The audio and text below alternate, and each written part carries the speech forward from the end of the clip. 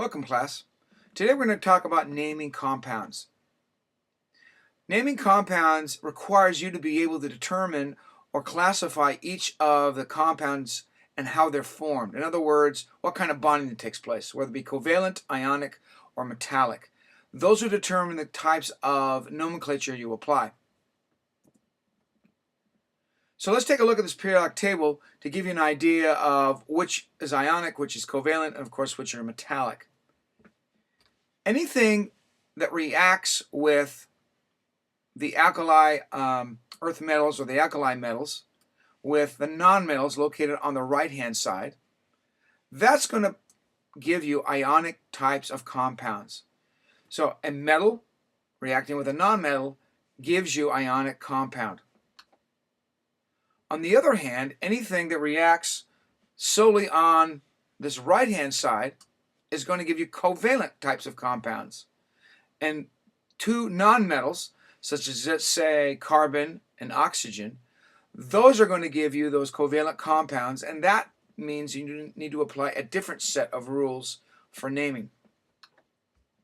And then lastly, anything that reacts within this group, the transition metals or metallic, you're going to get metallic type compounds.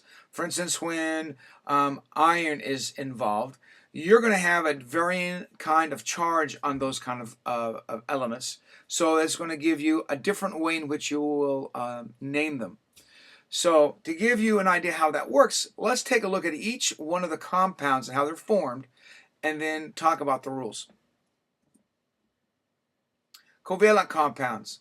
That's when you're going to be sharing the valence electrons. VE means valence. So when elements share those outer or valence electrons, that's going to be part how covalent compounds will work, because they're sharing electrons. And they need to also have, the other requirement is, it needs to have two or more nonmetals. Remember, that's on the right side of the periodic table. And you're going to take whichever element is the furthest to the left, and that's going to go first, and the one the furthest on the right is going to be second in line to be named. So let's take a look at this one right here. And this particular compound is, of course, a nitrogen, and it has only one nitrogen element to start with. And because it's in the first in line, you're not going to use mono on it, like mono nitrogen. We're just going to call it nitrogen. So let's go ahead and write that. So it's going to be nitrogen.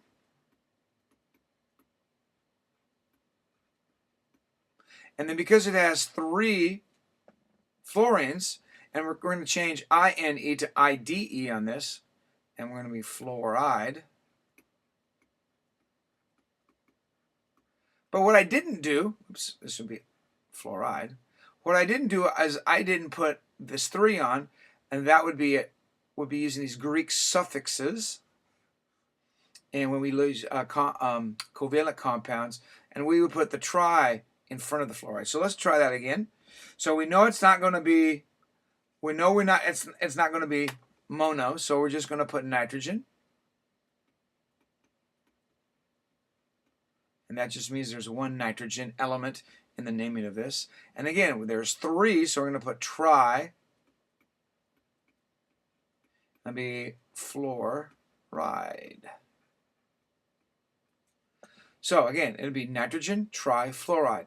Again, putting the element that's furthest to the left first, and then one that's closest, or excuse me, to the more on the right side is going to be the next in line, and then we're going to use these suffixes to then tell us how many elements are in that particular compound. So nitrogen tri, meaning there's 3 fluorides in this compound. All right, let's do the next one.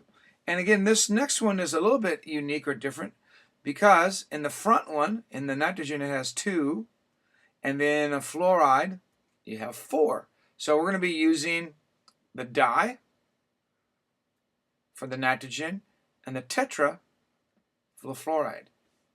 So let's go ahead and name it. It's going to be, first of all, di, nitrogen. Again, remember, the di is for 2. That relates to this part right here. And then the fluorine and that's tetrafluoride.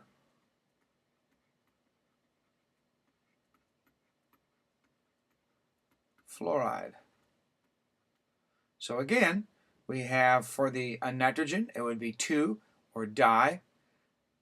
For the fluorine, it would be 4, tetra. That's how we got di, nitrogen, tetrafluoride.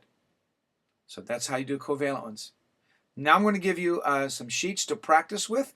And that's the one thing about naming. You need lots and lots and lots of practice before you get comfortable with it and be able to identify them at what part of the periodic table. So you classify these the covalent or ionic, because that's going to determine. But I'm going to give you a sheet that just has covalent compounds so that you can practice.